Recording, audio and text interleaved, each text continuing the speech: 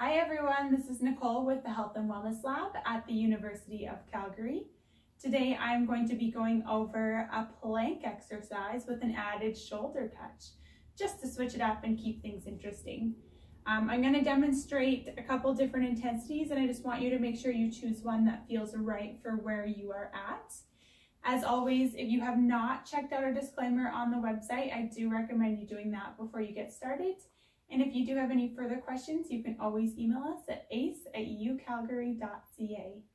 So for this exercise, we are going to be working on our core muscles. So those nice, strong, stabilizing muscles that keep everything working. We are going to be adding in a little bit of a shoulder touch just to switch it up and keep things interesting.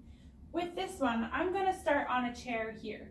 You can start on a counter, on a table, the corner of a couch, whatever you have. And I want you to come into a nice perfect plank position.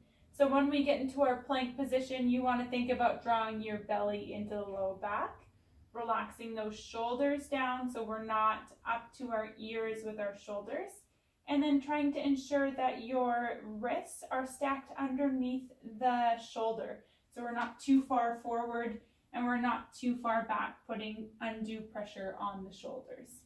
So once you have that nice strong position here, I want you to engage that core, lift up, tap the opposite shoulder, come back, reset if you have to. So if you find that you lost your position in that a little bit, you can adjust again. You can bring your feet a little bit wider to help with stability. And then you're going to do the exact same thing. Engage that core, keep everything strong, tap the shoulder, come to your starting position.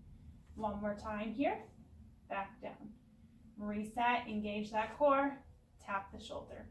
If that feels like it's a little bit too hard, you can come up and do it against a wall or against a window, whatever you have available to you. So for this one here, exact same setup. Try to keep the wrists a little bit lower than the shoulders in this one. Engage that core, tap, opposite shoulder, reset, engage that core, pull the belly into the low back, and then tap the other side. If you're up for an added challenge, you can also do this one from the ground, starting in a high plank position here. So getting that nice strong plank position. Elbows are right underneath the shoulders, wrists are right underneath the elbows. Relax those shoulders down, engage that core, make sure you squeeze that core before you lift up, and then tap to the other shoulder.